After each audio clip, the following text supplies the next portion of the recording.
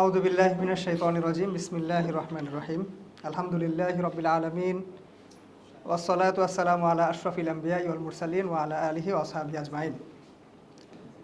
আজকে বাইতুল মাকদিস ফাউন্ডেশন কর্তৃক আয়োজিত আজকের এই মধ্যপ্রাচ্যের সংঘাত, গাজা সংকট ও বাইতুল মাকদিস এর ভবিষ্যৎ শীর্ষক সেমিনারে উপস্থিত বাইতুল মাকদিস ফাউন্ডেশনের সম্মানিত প্রেসিডেন্ট, সাবেক প্রেসিডেন্ট, আজকের প্রোগ্রামের সভাপতি এবং উপস্থিত মেহমানবৃন্দ, সবাইকে জানাচ্ছি আমি ইসলামিক অভিবাদন সালাম। আসসালামু আলাইকুম রহমতুল্লাহি ওয়া বারাকাতুহু। প্রথমে আমরা দেখব যে আজকের বর্তমান দুনিয়াতে আসলে হচ্ছে কি, এরপরে দেখব যে আমরা কি করতে পারি, আর হচ্ছে আমরা কি করব। আপনি যখনই কোনো একটা সংঘাতের দিকে, সংকটের দিকে তাকাবেন, সবাই দেখবেন যে প্রচুর পরিমাণে নিউজ দিচ্ছে, এই আজকে এটা হয়েছে, কালকে ওটা হয়েছে, এতজন মারা গেছে, ততজন মারা গেছে। কিন্তু যদি আপনি জিজ্ঞেস করেন যে কেন মারা গেল, তাহলে আপনাকে কখনো এই উত্তরটা সে ঠিকঠাক মতো দিতে পারবে না যে ঠিক এই কারণে মারা গেছে।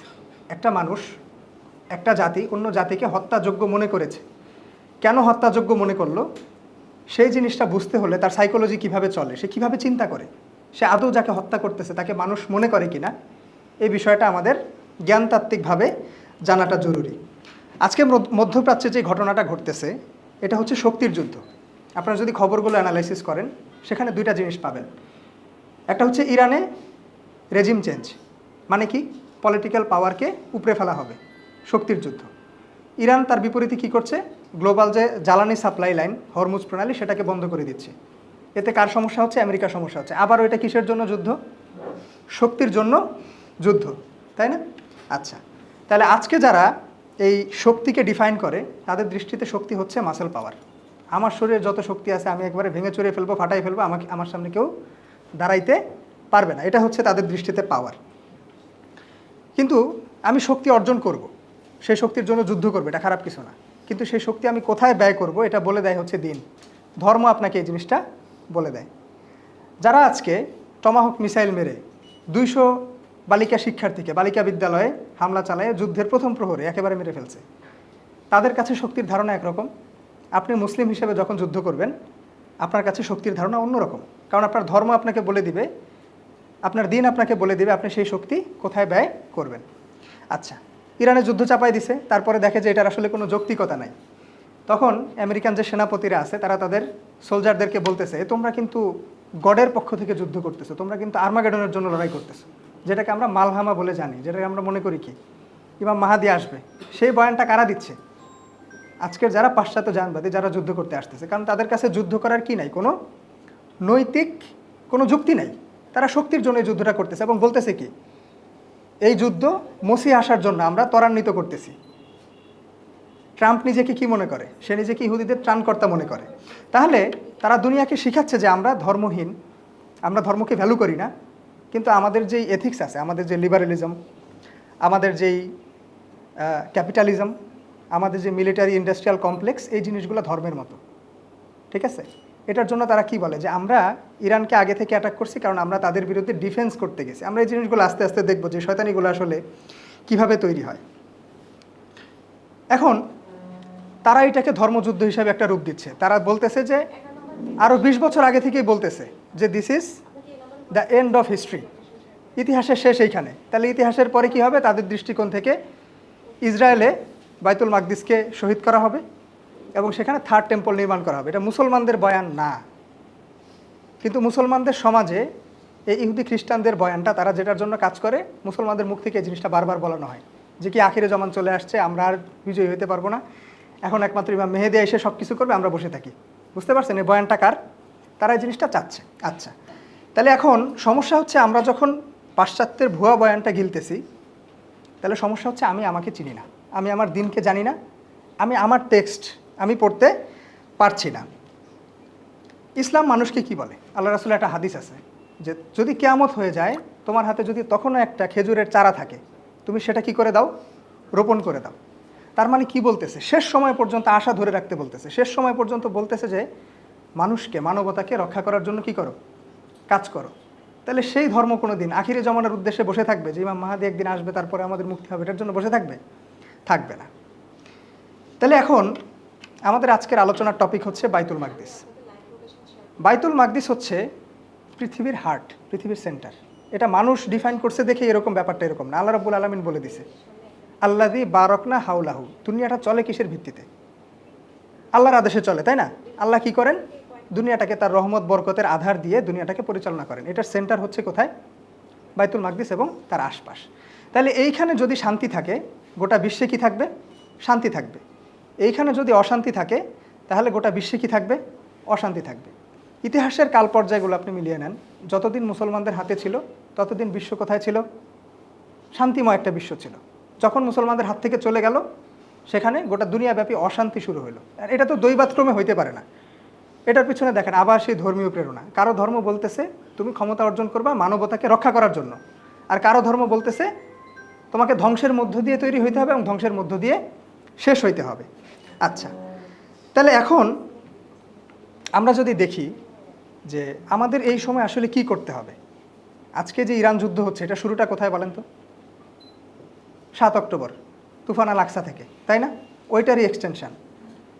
আমাদের আজকের এই প্রোগ্রামে আমাদেরকে অবশ্যই স্মরণ করতে হবে, একই সাথে যেমন আপনি ইসমাইল হানিয়াকে স্মরণ করবেন শহীদ হিসেবে, ঠিক একই সাথে আপনি ইয়াহিয়া সিনওয়ারকে স্মরণ করবেন, হাসান নাসরুল্লাহকে আপনাকে স্মরণ করতে হবে, এবং ইমাম আলী খমেনিকেও আপনাকে শহীদ হিসেবে স্মরণ করতে হবে। কারণ তারা জীবন দিয়েছেন কিসের জন্য? বাইতুল মাকদিসের জন্য, জেরুজালেমের জন্য। হ্যাঁ, রাষ্ট্রীয় অনেক বিষয় থাকবে। একজন ইরানের হেড ছিলেন, আরেকজন হামাসের প্রধান ছিলেন, আরেকজন লেবাননি হিজবুল্লাহর প্রধান ছিলেন, সিরিয়া সুন্নি অনেক দ্বন্দ্ব আছে। কিন্তু মূল কজটা কি? ওই বরকতপূর্ণ ভূখণ্ডটাকে মুসলমানদের কন্ট্রোলে নিয়ে, সেটা নিয়ে আপনারা প্রচুর ডিবেট শুনতে পারবেন, কিন্তু ওগুলো আসলে লেজিট না। মূল কারণ হচ্ছে এটাই, কারণ ওই বিশ্বের পাওয়ার সেন্টারকে নিয়ন্ত্রণ করতে চায় কে? পাশ্চাত্য জাহানবাদী সভ্যতা। তারা এটাকে নিয়ন্ত্রণ করতে চায় এবং বিশ্বে অশান্তি সৃষ্টি করতে চায়। তো 7 অক্টোবরে যখন তুফান আল আকসা অভিযান হামাস পরিচালনা করলো, তখন তারা গোটা বিশ্ববাসীকে একটা আহ্বান জানাইছিল যে আমাদের লড়াইটা 5টা ফ্রন্টিয়ারে। কয়টা? 5টা ফ্রন্টিয়ারে। একটা হচ্ছে সামরিক, 2 নম্বরটা হচ্ছে রাজনৈতিক, 3 নম্বরটা বুদ্ধিবৃত্তিক, 4 নম্বরটা হচ্ছে অর্থনৈতিক, আর 5 নম্বরটা হচ্ছে জনমত এবং মিডিয়া। তারা বলেছিল যে আমরা প্রথম 2টা দেখতেছি, আমরা রাজনৈতিকটা দেখব এবং সামরিকটা দেখব, বাকিগুলো আপনারা করেন। অর্থনৈতিক দিকটা দেখেন, বুদ্ধিবৃত্তিক দিকটা দেখেন, আর জনমত এবং মিডিয়াকে আপনারা দেখেন। তাহলে এই মুহূর্তে আমাদের কাজ হচ্ছে জ্ঞান চর্চা করা, দেখা যে আসলে কেন যুদ্ধ হচ্ছে, ঠিক কী কারণে একদল মানুষ আরেক দল মানুষকে ধর্মের দোহাই দিয়ে, আদর্শের দোহাই দিয়ে, বাণিজ্যের দোহাই দিয়ে, জ্বালানি নিরাপত্তার দোহাই দিয়ে ধ্বংস করে দিচ্ছে। এবং তারা এটাকে বলতেছে কি? We are doing self defence. মানবতার একটা অংশ আরেকটা অংশকে নিঃশেষ করে দিচ্ছে এবং বলতেছে কি? We are doing self defence. তার মানে এখানে একটা হিপোক্রেসি আছে, এবং এটার জন্য আমরা যদি আকল না খাটাই, বুদ্ধিবৃত্তি ব্যবহার না করি, তাহলে এই জিনিসটা আমরা কখনোই বের করতে পারবো না। তাহলে বাইতুল মাকদিসকে কেন্দ্র করে এখানে অনেকেই আপনারা বাইতুল মাকদিসের সাথে যুক্ত। বাইতুল মাকদিস ফাউন্ডেশন কী নিয়ে কাজ করে সেই বিষয়গুলো আপনারা জানেন। এখানে অনেকেই মাকদিসে আছে, যারা বাইতুল মাকদিসের যেই রোড টু বাইতুল মাকদিস কোর্স সেটি আপনারা সম্পন্ন করেছেন, এবং আপনারা জানেন যে বাইতুল মাকদিস হচ্ছে, এটা কোনো জিওপলিটিক্যাল ইস্যু না, আমাদের আকিদার ইস্যু, আমাদের প্রথম কেবলা, তাই না? এবং এটার সাথে আমরা সম্বন্ধিত। কিভাবে সম্বন্ধিত সেই জিনিসগুলো আমরা একটু সামনে দেখব। তো আমাদের এখন কাজ হচ্ছে বাইতুল মাকদিসকে নিয়ে জ্ঞান গবেষণা করা, সেটা নিয়ে সংকলন করা, প্রচার করা, চেতনা এবং জজবা যুব সমাজের মধ্যে তুলে ধরা। কেন তুলে ধরা? এটা গুরুত্বপূর্ণ এই জন্য, আপনি যখন রাষ্ট্রের দিকে তাকাবেন, এরকম অনেক বড় বড় একাডেমিশিয়ান যুক্তরাষ্ট্রের বিশ্ববিদ্যালয়গুলোতে পড়ান, তারা অ্যানালাইসিস করতে চান, অনেক ভালো শিক্ষক, কিন্তু অ্যানালাইসিসটা করেন এইভাবে যে বাংলাদেশের রাষ্ট্র হিসেবে ইরান যুদ্ধে কোনো পক্ষ নেওয়া উচিত না, এতে বাংলাদেশের কি হবে? জ্বালানি নিরাপত্তা, বাংলাদেশের অস্ত্র নিরাপত্তা বিঘ্নিত হবে, কারণ আমেরিকার বিরুদ্ধে যাওয়া কি না উচিত না। এবং সেই ভয়তে বাংলাদেশের বড় বড় রাজনৈতিক দল যখন বিবৃতি দেয়, আমেরিকা ইসরায়েলের নামটা মুখে নিতে ভয় পায়। বুঝতে পারছেন জাতীয় অবস্থা, দুরবস্থা কোন জায়গায় চলে গেছে। অথচ এই বাংলাদেশ 1757 সালে উপনিবেশিত হয়েছে, 1947 সালে একবার স্বাধীন হয়েছে, 71-এ স্বাধীন হয়েছে, 24-এ রক্ত গিয়েছে। আমরা চেষ্টা করতেছি কোত্থেকে বের হয়ে আসার? উপনিবেশ থেকে বের হয়ে আসার, তাই না? আর ফিলিস্তিন রাষ্ট্র তৈরি হতে চায় কিসের জন্য? তারা উপনিবেশ থেকে মাত্র বের হতে চাচ্ছে, তাদের এখনও কোনো রাষ্ট্র হয় নাই। তো দেখেন, একটা জাতিকে জ্ঞান দেওয়া হচ্ছে তুমি যেই ক্রাইসিসটা মোকাবেলা করে আসছো, এই ক্রাইসিসটা যাদের কারণে হয়, যারা এই সমস্যাটা তৈরি করে, তাদের নাম তুমি মুখে নিতে পারবে না, তাহলে তোমার কি হবে? তোমার দেশ থাকবে না, রাষ্ট্র থাকবে না, স্বাধীনতা থাকবে না। অপযুক্তিটা চিন্তা করতে পারছেন? এটা হয় কিসের জন্য? জ্ঞান না থাকার কারণে। খণ্ডিত জ্ঞান আছে, অর্ধেক জ্ঞান আছে, বাকি অর্ধেক জ্ঞান নাই। দুনিয়াবে জ্ঞানটুকু আছে, জিও পলিটিক্স বোঝেন, জ্বালানি নিরাপত্তা বোঝেন, কিন্তু ধর্মীয় অ্যাসপাইরেশনটা বোঝেন না, মানুষকে কেন রক্ষা করতে হবে সেই জিনিসটা তারা বোঝেন না। তো এই জিনিসগুলো কি হবে, আমরা যখন সবার সাথে কথা বলবো, আমরা যখন এই বিষয়গুলোকে তুলে ধরবো, দিন এবং দুনিয়াবি যে ফ্যাক্টরগুলো আছে সেই জিনিসগুলোকে যখন একসাথে অ্যানালাইসিস করব, তখন আমরা দেখব যে আস্তে আস্তে এই সমস্যার সমাধান হচ্ছে। কারণ এই সব জায়গা থেকে একটা সময় বাংলাদেশের ক্ষমতায় আপনারা যাবেন, সেই সময় গিয়ে আপনাদের যাতে মজলুমের পক্ষে দাঁড়াইতে আপনাদের যাতে আপনার ন্যাশন স্টেটের ইন্টারেস্টের কথা চিন্তা না করা লাগে, যে হ্যাঁ আমি যদি আজকে একটা বিবৃতি দিই, আমাকে যদি কালকে স্যাংশন দেয়, আমার যদি পার্লামেন্টে সিট কমায় দেয়, এই চিন্তা আপনাদের করা লাগবে না। এই জন্য জ্ঞান কালচার করাটা জরুরি।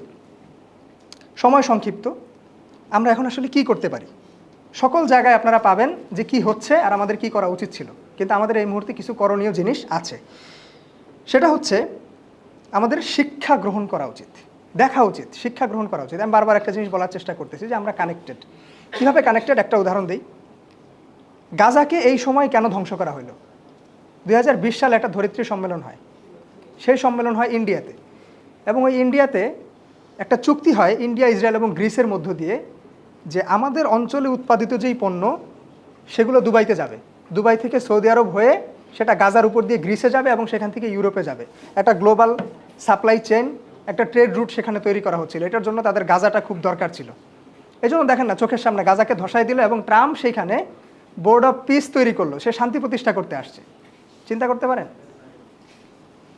গাজাকে টনকে টন বোমা মেরে ধসায় দিল এবং সে ওইখানে কী করলো? Board of piece. এবং বোর্ড অফ পিসের প্রথম সদস্যকে, গাজাকে যে ধ্বংস করছে সেই ইসরায়েল। তাহলে আমার প্রতিবেশী দেশের স্বার্থ, ভারতের স্বার্থ কিন্তু গাজাকে ধ্বংস করার সাথে যুক্ত। আজকে ইসরায়েলে যে ড্রোনগুলা পাঠায়, এগুলো কোত্থেকে যায়? ভারতের হায়দ্রাবাদে উৎপাদিত হয়। তাহলে বাংলাদেশ থেকে আমাদের এই জিনিসটাতে চোখ বন্ধ করে রাখা, ন্যাশন স্টেটের কথা চিন্তা করে আমার ইন্টারেস্টের ক্ষতি হবে, সেটা আমাদেরকে দিন শেষে রক্ষা করবে না। এই আগুন আমাদের উপরেও আসবে। এরপরে হচ্ছে ইতিহাস পর্যালোচনা করা। ছোট্ট করে এখানে একটু বলে রাখি, ইহুদিরা, ইসরায়েলিরা এবং আমেরিকানরা এত ডেসপারেটলি মুসলমানদেরকে হত্যা করতে পারে কেন জানেন? কারণ তারা মুসলমানদেরকে মানুষ মনে করে না। সিম্পলি তাদের কাছে মুসলমানরা মানুষ না। ঠিক যেইভাবে ব্রাহ্মণ্যবাদীদের কাছে এই অঞ্চলের মুসলমানরা কি না? মানুষ না। ইসরায়েলে যেইভাবে বুলডোজার দিয়ে বাড়িঘর ধ্বংস করে দেওয়া হয়, একই চেতনা ভারতেও কাজ করে, একই চেতনা গ্রিসেও কাজ করে। কারণ তাদের ফিলোসফিতে একটা জিনিস বলা হয়েছে যে তোমরা কি রেশিয়ালি, জাতিগতভাবে তোমরা হচ্ছে শ্রেষ্ঠ, অতএব তোমাদের অধিকার আছে অন্যদেরকে কি করার? শোষণ করার, অন্যদের জায়গা জমি লুটপাট করার, তাদের বংশধারাকে স্থবির করে দেওয়ার অধিকার তোমাদের আছে। তোমাদেরকে সেই অধিকার কোনো একটা গডের পক্ষ থেকে দেওয়া হয়েছে।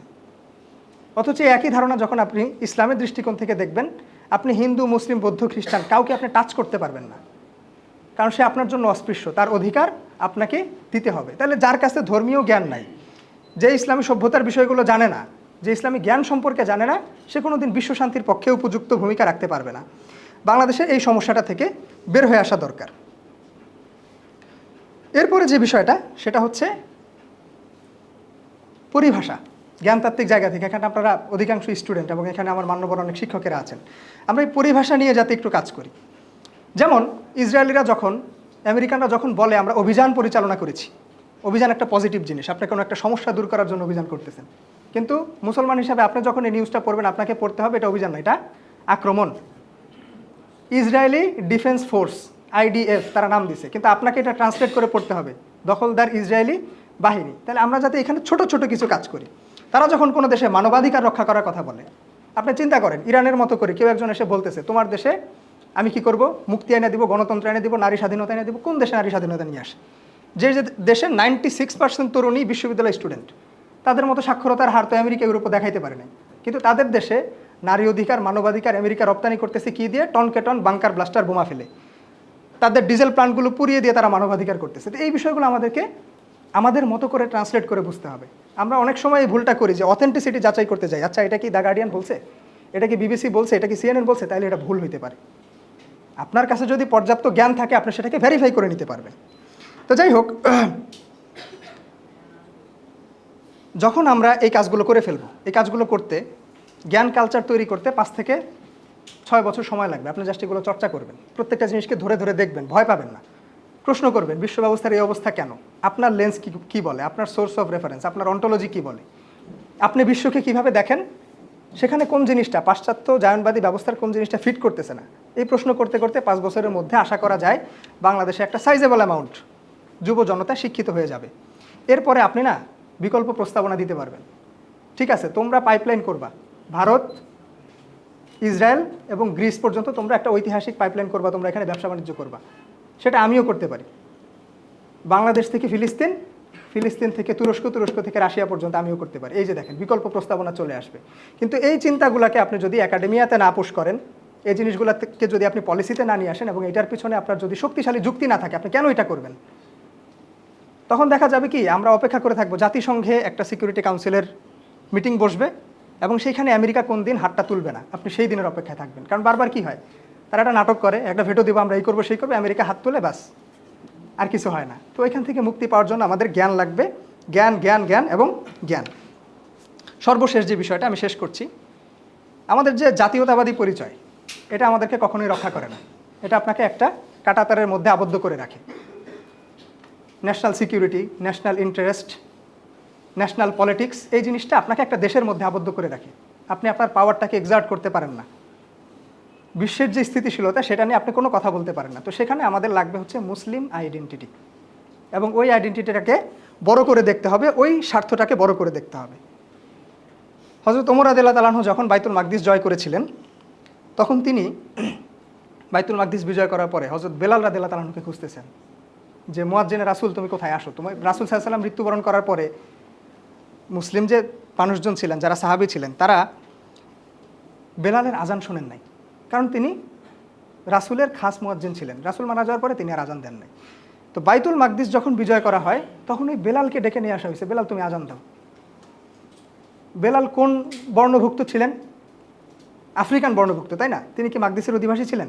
ছিলেন না।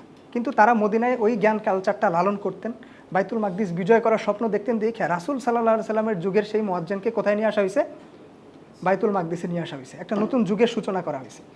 তাহলে আমরা বিশ্বাস করি, আমরা যখন মুসলিম উম্মাহ হয়ে উঠতে পারবো, যখন আমরা আমাদের জাতীয় স্বার্থকে আমাদের আন্তর্জাতিক মুসলিম স্বার্থের সাথে মিলিয়ে দেখতে পারবো এবং সেটার জন্য আমরা ইফেক্টিভ পদক্ষেপ নিতে পারবো, সেই সময় যেদিন একটা সময় বাইতুল মাকদিস মুসলমানদের হাতে আবারও মুক্ত হবে ইনশাআল্লাহ, সেই দিন বাংলাদেশ থেকে আমাদের এখানে হয়তো উপবিষ্ট কাউকে খুঁজে নেওয়া হবে যে অমুক বাঙালিকে নিয়ে আসো, সে আয়সা যাতে আজকে এই বাইতুল মাকদিস মসজিদে আকসা বিজয়ের দিন সে যাতে আয়সা আজান দেয়। আমরা সেই রকম একটা প্রত্যাশা লালন করে আজকে আমার বক্তব্য এখানেই শেষ করছি। যারা আমাকে ধৈর্য ধরে শুনেছেন সবাইকে অনেক অনেক ধন্যবাদ। আসসালামু আলাইকুম ওয়া রাহমাতুল্লাহি ওয়া বারাকাতুহু।